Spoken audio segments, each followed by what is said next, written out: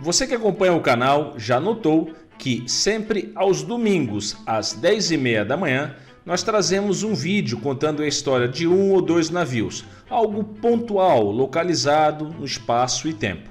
E que às quintas-feiras nós tratamos às 8 horas da noite nas lives de assuntos mais amplos, em situações onde é necessário falar de uma classe ou de um assunto de contexto histórico que exija mais tempo e empenho.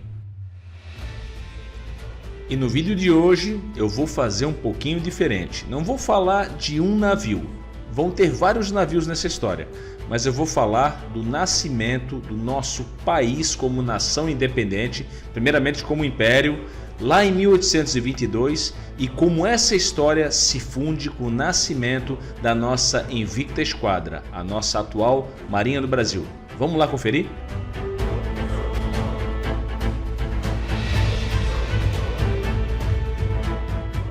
Ah, puxa vida, eu já ia esquecendo de te pedir não uma, mas 4 coisinhas, tá?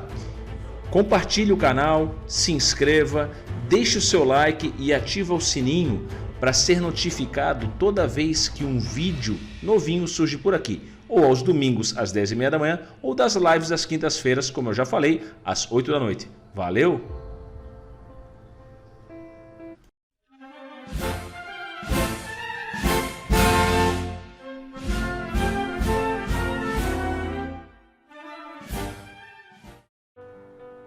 O ano era 1822. Às margens do Ipiranga, Dom Pedro I, em ato de afronta e significância histórica e política, dá o grito de independência, proclamando assim o nascimento de nossa nação. E no espírito de comemoração dos 200 anos da independência do Brasil do domínio português, é importante voltarmos 200 anos atrás, lá nos primórdios da nossa nação, e entender como se deu o processo de consolidação da nossa marinha e, por consequente, a forma com que nasceu o domínio sobre os nossos mares. O processo de consolidação da nossa soberania como nação independente vai muito além de um grito simbólico às margens do riacho do Ipiranga. Foram necessários processos e tomadas de decisões logo nos primeiros dias da nação brasileira que foram cruciais para nosso estabelecimento como nação autônoma, e uma das primeiras preocupações foi de assegurar a integridade territorial do país que se declarava livre.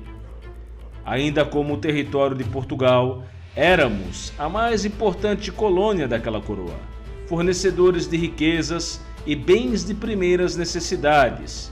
Assim, possuir um poder naval respeitável e de presença era muito mais do que um luxo, e sim uma necessidade. A salvaguarda dos interesses ultramarinos portugueses contra tentativas de invasões por parte de nações e reinos rivais que eram ávidos por ampliar seus territórios em busca de recursos era uma constante necessidade.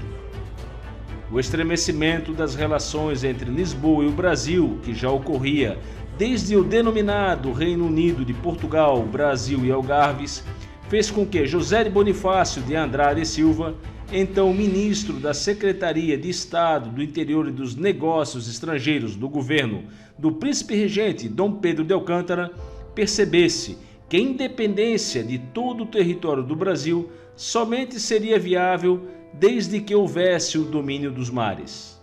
Assim, José Bonifácio entendeu que era necessária a rápida organização e implantação de uma armada, a Marinha Imperial, esta devendo ser aparelhada com navios de guerra bem armados e de comando unificado, a bem de evitar a chegada de contingentes de tropas portuguesas que pudessem frustrar em partes ou totalmente a intenção de independência, reforçando pontos de fortificações e tropas que defendiam a posição e interesses portugueses em nossas terras. Dominar o mar era, na verdade, proteger os principais assentamentos populacionais, cidades e capitais do Brasil, sendo que todos estes estavam localizados no litoral.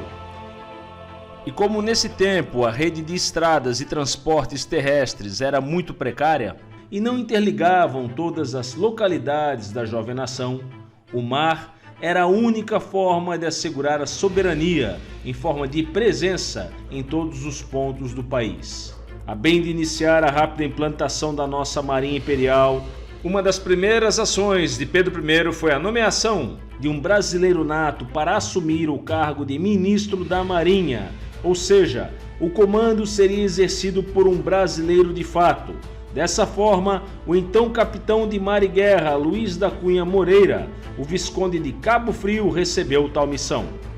Em ato anexo, alguns navios que vieram para levar de volta o príncipe regente a Portugal foram tomados e incorporados à nossa armada, sendo estes os seguintes: Fragata União, a qual foi rebatizada mais tarde como Fragata Piranga; Fragata Real Carolina, rebatizada como Paraguaçu; Fragata Sucesso, rebatizada como Niterói; Corveta Maria da Glória; Corveta Liberal; Brig Reino Unido, o qual foi rebatizado como Cacique; Nau Martim de Freitas, rebatizado como Pedro I, a qual se tornou a capitânia da nova esquadra.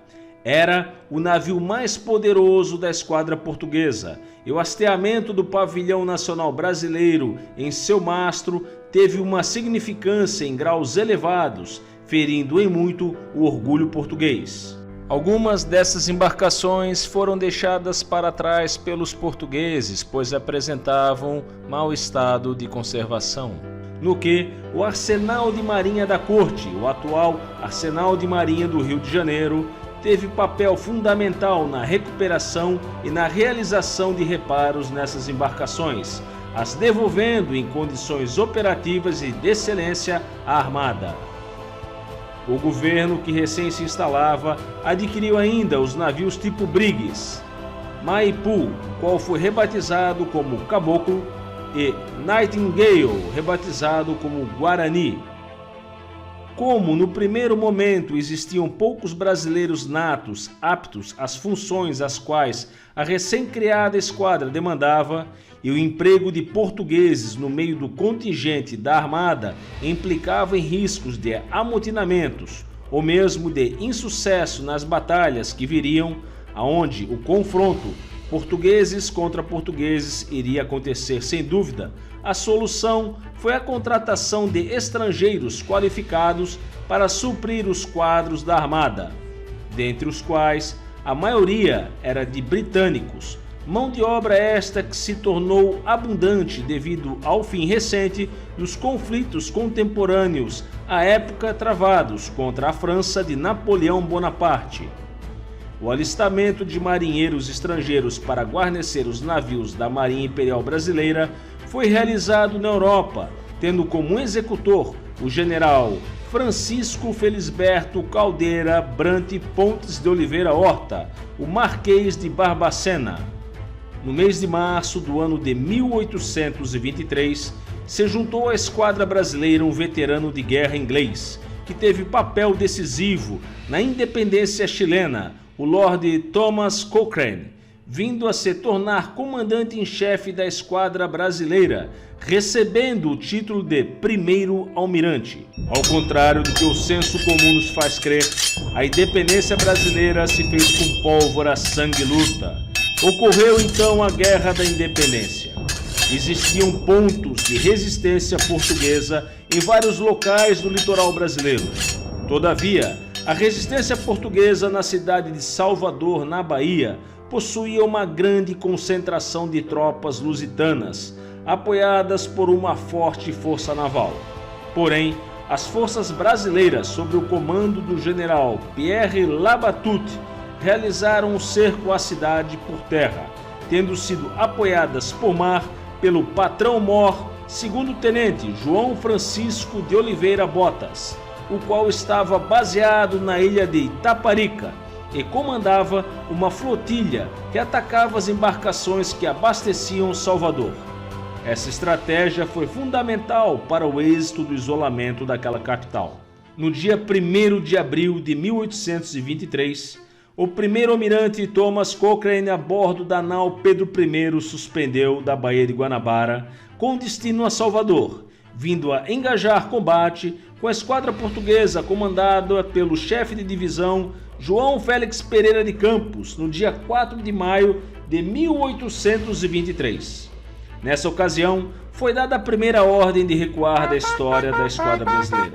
Todavia, no dia 13 de maio, contando com o reforço de marujos estrangeiros contratados na Europa, o bloqueio naval a Salvador foi efetivado, resultando na retirada das tropas portuguesas da cidade no dia 2 de julho de 1823, a bordo de 70 embarcações. Esse comboio foi perseguido pelos navios brasileiros, objetivando a captura do maior número possível de navios. Missão que logrou êxito com a captura de uma dezena de navios e de um contingente de aproximadamente 2.000 soldados por meio da fragata Niterói, comandada pelo capitão de fragata John Taylor. Essa perseguição se estendeu da Bahia até as proximidades do rio Tejo, em Portugal. A bordo da fragata Niterói, sob o comando do capitão John Taylor, um jovem de 15 anos de idade, de nome Joaquim Marques Lisboa, participava e aprendia nos combates contra as tropas portuguesas em Salvador, bem como participou da perseguição ao comboio português que fugia. O jovem Joaquim mais tarde se tornaria o patrono da esquadra brasileira. Seu nome ficaria gravado na história do Brasil como Marquês de Tamandaré, ou simplesmente Almirante Tamandaré. O episódio de Salvador na Bahia não foi a única situação da necessidade do emprego da força a bem de garantir a integridade do território brasileiro. Nas províncias do norte e da Cisplatina ao sul, ainda existiam juntas governamentais que se mostravam fiéis e leais à coroa portuguesa. No Maranhão, o primeiro-almirante Cochrane usa de um artifício interessante, no que envia uma mensagem às tropas portuguesas fortificadas no local, informando que a nau Pedro I estava sitiando a cidade de São Luís, apoiada por grande força naval, a exemplo do que havia ocorrido em Salvador. A mensagem surtiu efeito. Resultou na deposição da junta governativa no dia 27 de julho de 1823 e a consequente adesão do Maranhão ao Império. A estratégia de Cochrane foi igualmente adotada no Pará, resultando na adesão da província ao Império no dia 15 de agosto de 1823, sem muita resistência. Ao sul, na província Cisplatina, que era o último reduto português em solo brasileiro, a cidade de Montevidéu estava cercada por tropas leais ao Império, apoiadas por forças navais comandadas pelo capitão de mar e guerra Pedro Antônio Nunes, o que resultou na rendição portuguesa em 18 de novembro de 1823. O surgimento da Marinha Brasileira se funde ao nascimento do nosso país, forjada no calor da batalha desde os seus primeiros dias de vida. A Marinha do Brasil, a nossa invicta esquadra, é um sinônimo de nacionalismo, de sentimento patriótico verdadeiro. Nossos navios, desde os primórdios, representam a grandeza de nosso país em águas brasileiras e estrangeiras. A sensação de orgulho ao ver o pavilhão nacional tremular em um céu azul a partir do alto de um mastro de um navio de nossa marinha é algo inesquecível. Quem diz Brasil, diz Marinha. Bons mares.